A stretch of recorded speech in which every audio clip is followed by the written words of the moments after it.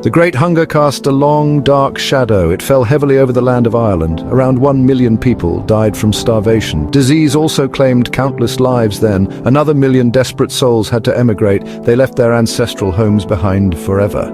Ireland's population was changed in a drastic way.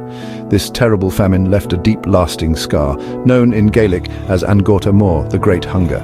Many different causes worked together, sadly. They combined to create an enormous disaster. Understanding this tragic period is very important.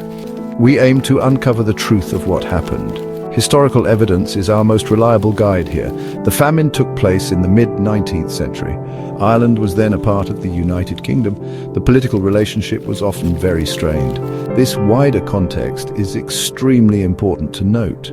The famine did not occur in a social vacuum. The potato was truly central to Irish rural life. It was especially vital for the poor farming population. For many, it was their main, often only food source.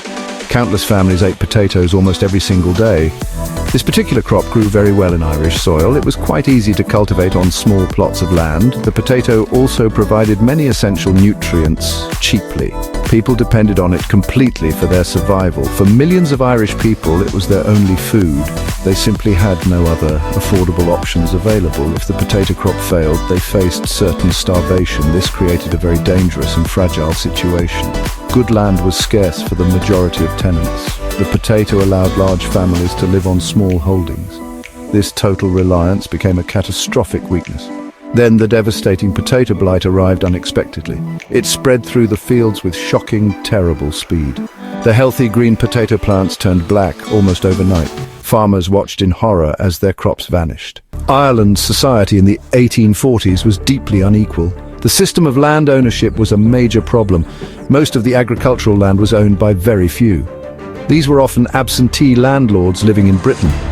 Many cared little for their Irish tenants' welfare. Their primary interest was collecting the rents due.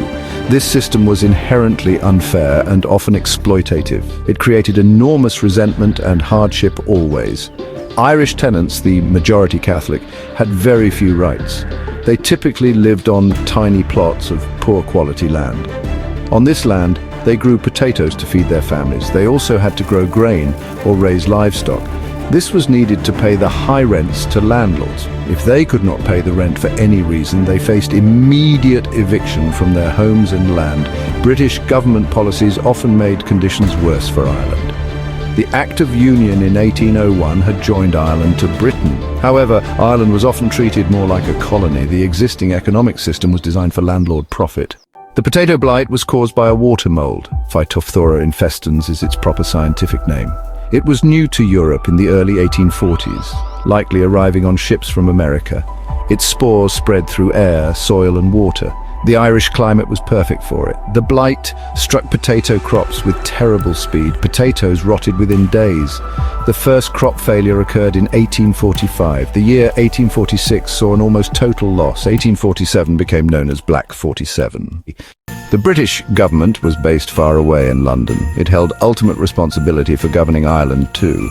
Its initial response to the blight was very slow. It was also tragically inadequate for the growing crisis. Officials did not fully grasp the enormous scale, or perhaps some simply chose not to see it. This official inaction had truly fatal consequences. The government strongly believed in laissez-faire economic theory. This French term basically means let it be or allow to do. It meant government should not interfere much in markets, especially not in the normal workings of the economy. So they hesitated greatly to provide free food aid. They genuinely feared creating long-term dependency among people. This prevailing ideology often blinded them to stark reality. The Irish people were already starving in large numbers. Public work schemes were eventually set up by authorities.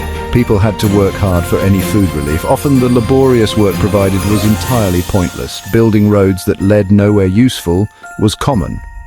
The government's overall relief efforts were too little. The Great Famine was not simply bad luck. It wasn't just a random natural disaster.